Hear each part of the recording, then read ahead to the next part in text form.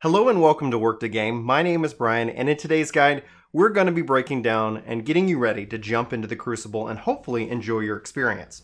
Destiny 2 is an action MMORPG, and while it's going to feel right at home for players who enjoy shooters like Call of Duty and Halo, there are some major differences when playing Destiny versus those other games. Now, if you're checking out this guide to decide if Destiny 2 is maybe a game that you might be interested in, well, let me remind you that it's actually free to start. You can download the game right now on Steam, Xbox, PlayStation, and soon Google Stadia. Beyond that, this guide is going to really try to focus in on tips and tricks for surviving the Crucible, the different modes and their events, and why you should PvP, and finally some really getting started tips with what kind of weapons you want to take with you. Now, I've covered weapons and stats in another video, so be sure to check that out if you want more detail on all of those and what the stats mean. But let's go ahead and dive into the tips and tricks. I front-loaded that because I feel that these are the most important things to know about the game. And if you have any questions, please let us know in the comments below. But I do apologize if some of these tips seem obvious. Since I really don't know your gaming history, I want to try to make sure that everybody has all the information possible. So let's go ahead and dive right in. One of the things you'll start to hear is something called time to kill, TTK. Now, if you're going to rate Destiny, it falls somewhere between Call of Duty and Halo in terms of the time to kill. You can have a decent amount of survivability in Destiny 2, but it isn't like Halo, and it definitely isn't like Call of Duty. So there is going to be a spectrum here of how quickly it takes to go down, and that's going to come into how you play and how you spec your Guardian. This is really where the stats you want to focus in on might be your resilience and might be your recovery. Now, there are builds that can kind of counteract this, but resilience is going to give you a little bit more life. Recovery is going to give you that ability to heal up quickly in case you're in a pretty epic firefight. The other thing you might want to prioritize is your mobility. This is a really getting started piece of it. Focus in on these stats to help you get around, survive longer, and recover quicker before you start worrying about your discipline, your intellect, and your strength. All of those are really important, and that's going to come down to build specification and what kind of Guardian you want to be in the Crucible. But again, if you're still just stepping in, if you're trying to get your foothold when playing PvP, that's what I'm going to recommend you focus in on. What might seem very obvious, accuracy is something that you need to be practiced. This isn't anything the game is going to give you. This is going to be a human skill that you learn by playing with your guns and your loadout. There are hidden stats like aim assist that can help you magnetize your gun and your bullets just a little bit. So just kind of play around with the weapons, see what works for your playstyle and as you play. But accuracy can't be understated. It's a natural human skill that's going to help give you the edge because it's going to be all about hitting your targets. The next thing is movement. You need to get to know your class and your subclass. You also need to know your utility abilities. This can change the flow of battle. Now, I would say hunters have an edge here because they can tuck away and roll really fast and really get out of the line of fire. But warlocks also have their rifts, so they can kind of heal up. But keep in mind, the rift can be broken, so it's not going to be a game changer, so to speak, but it can help you heal up and recover, as well as put out more damage with your party. Personally, I roll Healing Rift, but you can choose to and kind of play around with what works best for you and your team. Now, Titan, they can change how the whole map works by putting up a shield and making it hurt people who try to pass through it who are on the opposing team. This can change kind of entry points for how the maps and everything works. And so that leads me to my next tip, maps.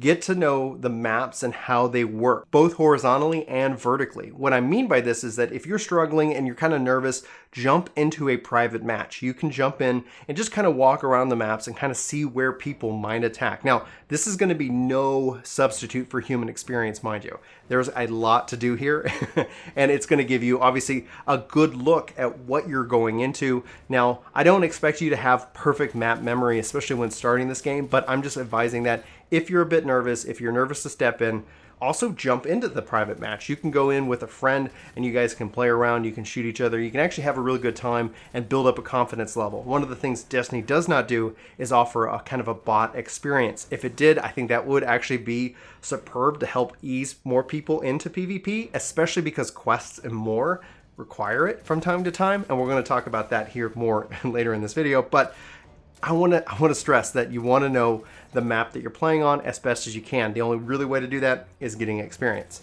Now, I want to change the game. I want to change how you think about what you're doing when you're playing PvP. And I'm going to tell you this, Destiny 2 isn't a shooter. It's a poker game. Rethink how you play and try to give yourself the best odds at winning. Feel free to run away. Don't just needlessly throw your body in a losing situation. This actually applies to pretty much any shooter out there, especially Battle Royale. The goal is to give yourself the best odds possible. So don't think of it like a shooter anymore. Think of it like a poker game. How are your guns? How is your ammo? Are you controlling the power ammo that drops on the map? Are you with your team? Are you all shooting the same target? That's what I mean by a poker game. Give yourself every odd at winning, and you're going to increase your overall odds of winning in that case. It doesn't mean you're not going to get knocked out. And that's going to shift. Also, the next thought here is that you need to think of this as a team game. If you're struggling, stick with a buddy or two.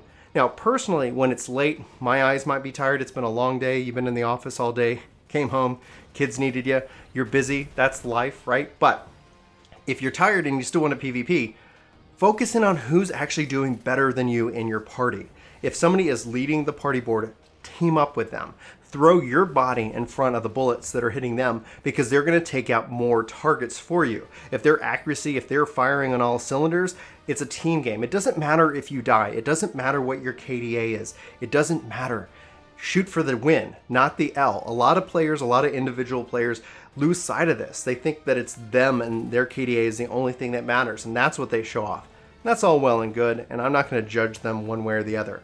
But throw your body in the mix, especially if your accuracy is 50% or less. If you're missing half the shots, find somebody who isn't missing any shots and make sure that you add your life to theirs. Think of it as, instead of your life and your DPS, think of your team's life and your team's DPS.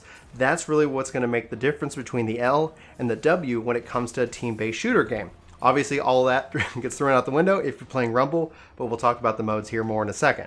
I mentioned this earlier, but I want to talk about power ammo. Power ammo is going to spawn on the map, and you and your whole team can gather around and receive it for a limited amount of time.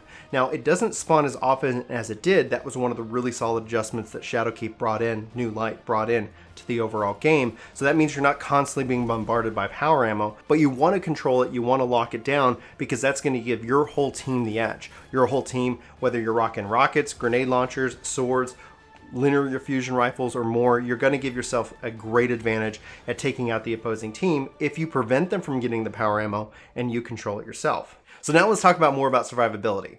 Learn the radar and what it means for you. You're going to see 3 tiers. You have a far away tier, you have a closer tier, and then you have, oh my God, they're right on top of me. And you want to learn how this works, because this also means that this is a vertical game as well. An enemy could be easily hovering above you, ready to strike with a shotgun or a melee. So keep in mind that comes down to map control, and that comes down to learning the radar. Now, there are mods and there's other things you can do to improve your radar, to keep your radar on the screen, to help it return quickly. So figure out what works best for you as a player and play around with those different mods so that you can have the best experience. And obviously, like I said, from the poker game perspective, the best odds at winning. On the note of the radar, you can crouch to quote unquote hide from it, but it's not a perfect hide. You're still going to somewhat ping on the radar itself occasionally. So crouch walking is advantageous to you. So don't be afraid of it, but note that it's not going to necessarily protect you 100%. Especially if someone's aiming for the body and you're crouch walking, you might be just feeding them headshots. There's a risk reward there. So just kind of play around with it and use it to your advantage when possible. Okay, so now it's time that we're going to talk about the different modes of PvP, and this also is going to include Iron Banner, and we're going to talk about the differences therein. So you're going to see a mode called Clash, Supremacy, and Control. Now the center mode here is Control, and down here on the bottom right, you're going to see Classic Mix. Classic Mix is going to contain Clash, Supremacy, and Control. So Clash is just your standard deathmatch. Get a kill, get a point, that simple. Control is you're going to be fighting over 3 zones. Where this comes into play is the more zones you control, the more points per kill that you get. The zones don't move, and you don't get points for holding the zone, you just get points for the kills as you control the zones themselves. Now, Lockdown is a variation of Control. In this case, it's going to be a 4v4, where these modes are 6v6. And 4v4 is also going to use Valor. We're going to talk about the rewards and the reasons why doing PvP here in a minute. But just keep in mind that it is a mix on it, meaning that if you actually control all of the zones, you can easily just force a win by capturing all 3 control zones in that case. Now, up here in the upper left-hand corner, right now it's showing Supremacy. When you're seeing this video, note that every week the upper left-hand corner is going to be that rotation. They're going to put in varying variations, play around with a lot of different things. In this case, it's Supremacy. So let's talk about what it is.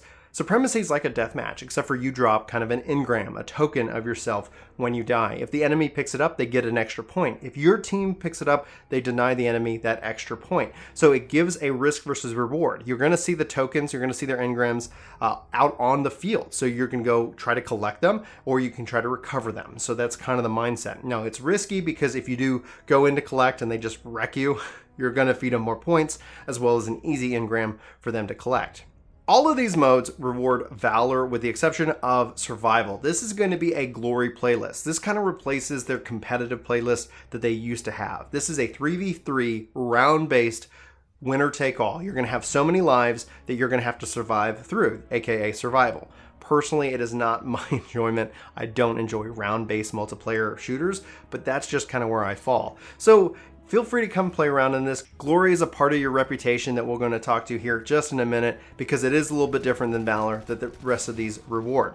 Down here in the lower left hand, you have your private match, and here on the left hand side, you actually have Rumble. This is a free-for-all. This kind of throws the rules out the window because you're just got nobody watching your back. So when it comes down to it, make sure your eyes are ready, that you're ready to just be on guard from every angle. It can be a lot of fun, and I recommend obviously doing it, especially if you want to kind of jump in and have some fun without having to worry about the team-based mechanic. But just keep in mind, the premier modes that you're going to see probably are Control, Classic Mix, Clash, and then they're going to keep rotating in various events and things like that. So keep a lookout here. This is going to give you a lot of different options. And again, like I say, if you're still kind of trying to figure this out, go play some private matches, get some friends.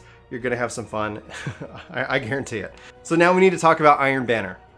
This is the premier endgame PvP event that happens a couple of times during a given season. Right now we're in season 8 as the recording of this. We'll update this guide if needed as more comes out. Now, where Iron Banner versus Control means is that if you look at the various stats, power advantages are disabled when it comes down to playing this game. You're going to be normalized. So whatever your power ranking is doesn't really affect you in PvP. This is where your gear and your perks are going to give you the advantage, not the power level. That is not true for the Iron Banner. Now, this is a week-long event, and it's going to rotate in, and you're going to try to rank up as quickly as possible, so try to get as much Iron Banner in every time that it comes active. It will carry over from the event all within the one season, but it does reset each season, and there are special rewards as well. And I'll show you where to go for the Iron Banner within the Iron Tower right now. So if you're new to Iron Banner, or maybe you haven't done it in a while, you want to run up these stairs and you're going to find Lord Saladin right here in front of the nice burning iron disc.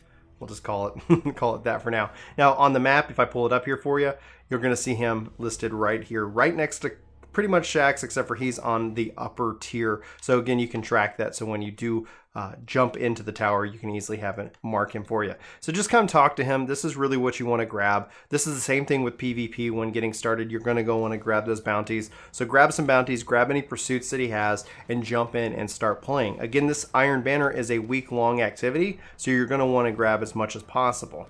Now, let me just jump down over here just for the sake of it. Whee! And if you guys are new to PvP, you want to come talk to Shaxx as well. Shaxx is going to be the vendor for where you upgrade your weapons, where you get your your bounties, both weekly and daily bounties. They cost Glimmer and they have a time expiration, so you want to jump in and do those as quickly as possible. Now, we've talked about all the modes. We've talked about my tips and tricks. Now, I want to talk about why. PvP is going to reward you Valor or Glory. Valor is going to be a stat that just keeps going up, win or lose. The more you win in a row, the faster it's going to grow. And then as you lose, you're going to break the streak and it's going to drop down a little bit. But that's okay. Eventually, you're going to hit cap of Legend. When you hit Legend, you can actually re-roll and start it all over again for even more rewards. Various quests will unlock powerful weapons and exotics. I have one right now that's going to reward me the Chaperone. If I reset my Crucible rank, I'll get the Chaperone, and that completes the quest Tex Machina Tournament. And that Chaperone is an incredible shotgun, which is going to be great in PvP. So keep in mind there are values to doing these things, so do those things if you're so inclined. Also, completing PvP, again, will reward you plenty of experience, allow you to rank up, and feed you those Crucible tokens. Those Crucible tokens are the currency in which that you can feed Lord Shaxx here, and now he's going to give you powerful engrams, which will reward various rewards. In this case, I just got Last Perdition. So grab your bounties and go jump into the Crucible and have a really, really good time with it. I personally love it. We talked about Valor, but the other thing we talked about again earlier was Glory. This will actually go down. However, there is a floor. So once you hit Fabled, you're not going to have it drop below that. So you're going to keep having it rank up, and then eventually it's going to reach a minimum. From there, it's going to be a fight. You win, it goes up. You lose, it goes down. Thankfully, it won't go all the way down to the bottom, because I can see how that could be frustrating. But ultimately, that's the difference between glory. I'm sure we're going to see more about that later on as the game continues to progress, because you can see here there's really only one playlist right now that rewards glory, and that's survival. So I'm sure that might switch in and out depending on what they want, and you can always see your rank and your score below. Right now I'm 80 there, and here I'm at 1400. So that's just going to keep filling up, and that's going to go. And why do you want to do it? Well, great rewards, lots of fun. You're going to get engrams, you're going to get those coins, you're going to fulfill your EXP, you're going to rank up as a part of the season, and finally it's also going to be checking off progress for quests. Now, quests can feed into not just the Crucible, but also into Gambit. So if you have a particular style, if you like your PvE with the splash of PvP, you have Gambit. If you want more of the PvP, Iron Banner and the Crucible is really where you want to go. And that's why you want to do it, because you got ranks, because you got currency, because you got bragging rights, and because ideally PvP, in my mind, is a really good piece of content that helps also fill in gaps between PvE. So we've talked about all that. Let's talk about our builds. We went into the weapons and the stats. So I'm going to talk about the build that I am currently rocking right now. You can see here in my kinetic slot, I have a primary ammo pulse rifle. Pulse rifles are great for that medium to long range. Scout rifle is going to be a little bit better when it comes down to long range, but you're going to have to find the right gun that works for you. You might want to also try a hand cannon. A hand cannon's got that close to medium range, and it does pack a punch. So play around with what feels best for you. All Guardians can equip all weapons in this game, so just go nuts. In my secondary slot, I have a special weapon. In this case, I'm going to rock shotgun. That's going to give me that close range battle. It's also going to help try to get me that one-hit kill if the enemy is too close to me, or I can sneak up on them as well. But you can see here, medium to long range and close range. You can build it out any which way. If you want to rock double shotguns, go for it. You're going to do whatever you want to do, but I'm just trying to give you a little bit heads up. And personally, I like rockets, but you do want to remember to aim for the feet unless you have it to where it's going to lock and track your target. That helps out a lot. I've missed plenty of times when I thought I had that perk on a rocket launcher, and I was unfortunately incorrect. You can also rock a sword. That's going to give you that up close and personal. I struggle with grenade launchers and fusion rifles. I like fusion rifles as a secondary, so play around with what works for there, but that's going to give you that charge and ideally that 1 to 2 shot kill. We talked about hand cannons, scout rifles, pulse rifles. The other thing you might want to consider is an auto rifle.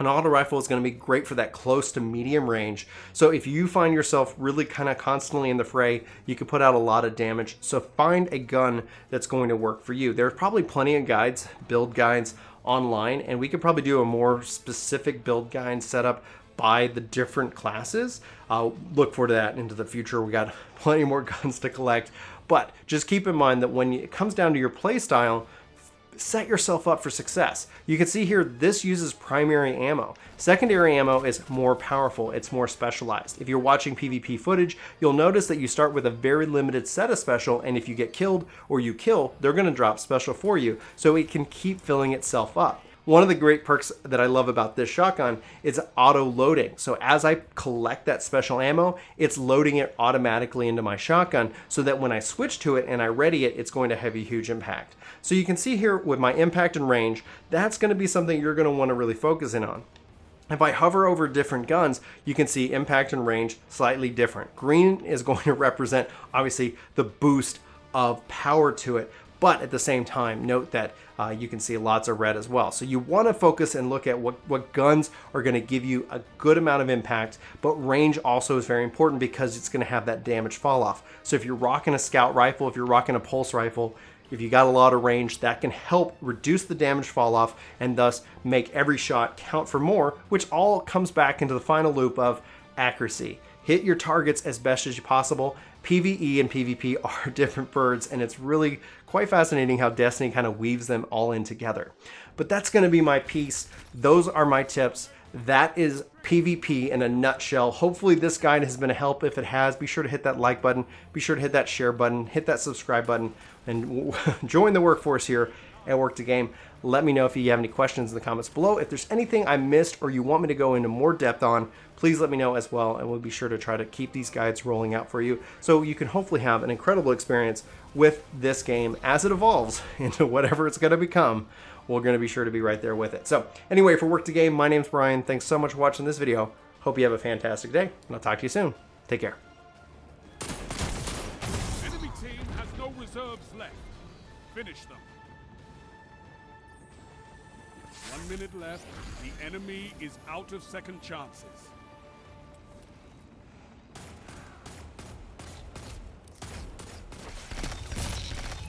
One enemy left.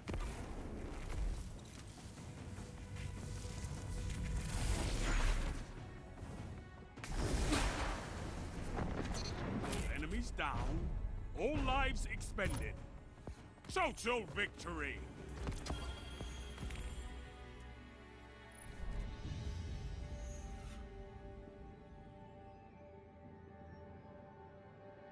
The weight of the world was on your shoulders, and still you triumphed. Marvelous.